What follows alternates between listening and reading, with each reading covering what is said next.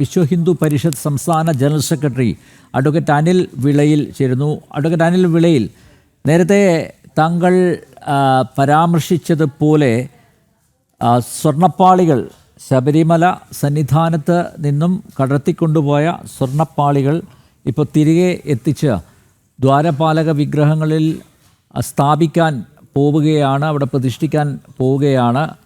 അപ്പോൾ നോക്കൂ, അത് വലിയൊരു പരിശോധനയ്ക്ക് വിധേയമാക്കേണ്ടതാണ്. കാരണം അത് തൊണ്ടി മുതലാണ്, മോഷണ മുതലാണ്. അപ്പം അതിന് മുന്നോടിയായിട്ട് ദേവപ്രശ്നം അടക്കം നടത്തേണ്ടതാണ്. കാരണം ഭഗവാന് അഹിതമായിട്ടുള്ള കാര്യങ്ങളാണ് ആവർത്തിച്ച് സന്നിധാനത്ത് നടന്നുകൊണ്ടിരിക്കുന്നത്. അപ്പോൾ ആ ഒരു പശ്ചാത്തലത്തിൽ പരിശോധനയില്ലാതെ, സ്പെഷ്യൽ ഇൻവെസ്റ്റിഗേഷൻ ടീമിൻ്റെ പരിശോധനയില്ലാതെ ഈ ആചാരവിധി പ്രകാരമുള്ള പരിഹാരക്രിയകൾ അതിനെക്കുറിച്ചൊന്നും ആലോചിക്കാതെ ദേവസ്വം ബോർഡ് തിടുക്കത്തിൽ, ഇപ്പോൾ ദേവസ്വം ബോർഡ് പറയുന്നത് തന്ത്രിയുടെ സമ്മതപ്രകാരമാണ്, ഹൈക്കോടതിയുടെ അനുമതി പ്രകാരമാണ് ഇപ്പോൾ ഇങ്ങനെയൊരു ചടങ്ങ് നടത്തുന്നത് എന്നുള്ളതാണ്. പക്ഷേ ഇതിലൊരു തിടുക്കം കാണുന്നില്ലേ? ആ തിടുക്കത്തിന് പിന്നിൽ ആർക്കൊക്കെയോ പ്രത്യേക താല്പര്യങ്ങളുമില്ല. എന്താണ് താങ്കളുടെ നിരീക്ഷണം? അതെ, തീർച്ചയായിട്ടും രാവിലെ തൊട്ട് തന്നെ ഞങ്ങളൊക്കെ ആശങ്കാപൂർവ്വം കാണുന്നൊരു കാര്യമാണത്. കാരണം അത് രണ്ട് രീതിയുണ്ട്. അതിന് ആത്മീയ വശവുമുണ്ട്, നിയമപരമായ ഒരു വശവുമുണ്ട്.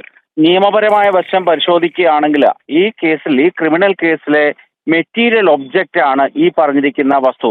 സ്വർണമായിക്കൊള്ളട്ടെ, ചെമ്പായിക്കൊള്ളട്ടെ, പൂശിയതാണോ പാളിയാണോ തുടങ്ങിയ കാര്യങ്ങളെ പറ്റിയൊക്കെ ഒരു അന്വേഷണം നടക്കുന്ന ഘട്ടത്തിൽ ആ മെറ്റീരിയൽ ഒബ്ജക്റ്റ് കൊണ്ട് ശബരിമലയിൽ പതിക്കുക എന്ന് പറയുമ്പോൾ അത് സ്വാഭാവികമായും നിയമപരമായിട്ട് എല്ലാവിധമായ പ്രശ്നങ്ങളും ഭാവിയിൽ ഉണ്ടാകും. അത് ഈ കേസിലെ യഥാർത്ഥ പ്രതികൾക്ക് രക്ഷപ്പെടാൻ ഒരു അവസരമാണ് ഉണ്ടാക്കി കൊടുക്കുന്നത്. എന്താണ് അതിനകത്ത്, എത്ര സ്വർണമുണ്ട്, എത്ര ചെമ്പുണ്ട്, ആ ചെമ്പിന്റെ കാലപ്പഴക്കം എത്രയാണ്, സ്വർണത്തിന്റെ കാലപ്പഴക്കം എത്രയാണ് തുടങ്ങിയ കാര്യങ്ങളൊക്കെ പരിശോധിച്ചതിന് ശേഷം മാത്രമേ അത് ശബരിമലയിൽ സ്ഥാപിക്കാവൂ എന്നുള്ളതാണ് അതിന്റെ നിയമപരമായ വശം. ഇല്ലെങ്കിൽ യഥാർത്ഥ പ്രതികൾക്ക് കോടതിയിൽ എത്തുമ്പോൾ ഈസി ആയിട്ട് രക്ഷപ്പെടാനുള്ള ഒരു അവസരം ഉണ്ടാകാനുള്ള സാധ്യതയുണ്ട്. രണ്ടാമത്, ദേവസ്വത്തിന്റെ മാനുവൽ അനുസരിച്ചുകൊണ്ട് ശബരിമലയിൽ ഇത്തരത്തിലുള്ള നിർമ്മാണ പ്രവർത്തനങ്ങളോ അല്ലെങ്കിൽ മെയിൻ്റനൻസ് വർക്കുകളോ നടക്കണമെന്നുണ്ടെങ്കിൽ ശബരിമല ക്ഷേത്ര സന്നിധിയിൽ തന്നെയാണ് നടക്കേണ്ടിയിരുന്നത്. അതിന്റെ കാര്യം എന്താണ്? ആ പരിശുദ്ധി പാലിക്കാൻ വേണ്ടി ആ പണി ചെയ്യുന്ന ജീവനക്കാരൊക്കെ തന്നെ ശബരിമലയിലെ ആചാരാനുഷ്ഠാനപ്രദമായിട്ടുള്ള ഭക്തിയുമൊക്കെ ആചരിച്ചതിന് ശേഷമേ പണികൾ നടത്താവൂ എന്നുള്ളത് കൊണ്ടാണല്ലോ മാനുവലിനകത്തത് പറയുന്നത്. അതിന് വിരുദ്ധമായി ചെന്നൈയിൽ കൊണ്ടുപോയി നിർമ്മാണം നടത്തിയപ്പോൾ അത് ചെയ്തിട്ടുള്ള ആ ജോലിക്കാർ ആരൊക്കെയാണ്, അതിനകത്ത് ആ ജീവനക്കാർ ജിഹാദികളാണോ അല്ലെങ്കിൽ തുടങ്ങിയ കാര്യങ്ങളൊക്കെ തന്നെ നമ്മൾ പരിശോധിക്കേണ്ടതുണ്ട്. അതുകൊണ്ട് അതിന്റെ താന്ത്രികമായ ക്രിയകൾ പെട്ടെന്ന് ചെയ്തു തീർക്കുകയല്ല. നമ്മളൊക്കെ ഉന്നയിക്കുന്ന ഒരു ആവശ്യമാണ്, ശബരിമലയിൽ ഇത്തരത്തിലുള്ള അനിഷ്ട സംഭവങ്ങൾ പ്രതിദിനം നടന്നു വരുന്ന സാഹചര്യത്തിൽ അവിടെ ഒരു ദേവപ്രശ്നം വളരെ അത്യാവശ്യമാണ്. വർഷങ്ങളായി ഇപ്പോൾ അവിടെ ദേവപ്രശ്നം നടത്തിയിട്ട് ആ ദേവപ്രശ്ന വിധി അനുസരിച്ച് മാത്രമേ അവിടെ വീണ്ടും അത് പ്രതിഷ്ഠിക്കാവൂ അല്ലെങ്കിൽ അവിടെ അതിനോടൊപ്പം ചേർക്കാവൂ എന്നുള്ളതാണ് നമ്മളൊക്കെ സാധാരണ ഭക്തജനങ്ങളുടെ ഭാഗത്തുനിന്ന് ചിന്തിക്കുമ്പോൾ മനസ്സിലാകുന്ന കാര്യം.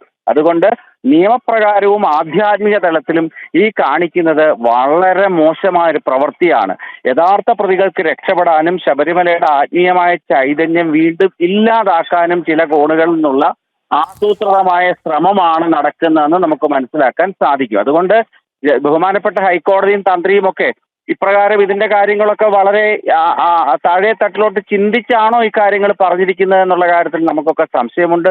ബഹുമാനപ്പെട്ട ഹൈക്കോടതി അടിയന്തരമായി ഈ വിഷയത്തിൽ ഇടപെടണം. തന്ത്രിയും ഇതുമായി ബന്ധപ്പെട്ട വെറും ആത്മീയമായ കാര്യം മാത്രം നോക്കാതെ ഭാവിയിൽ ഉണ്ടാകുന്ന നിയമപരമായ കാര്യം കൂടെ പരിശോധിക്കേണ്ടതുണ്ട്. അഡ്വക്കേറ്റ് അനിൽ വിളയിൽ വളരെയധികം നന്ദി പ്രതികരിച്ചതിന്.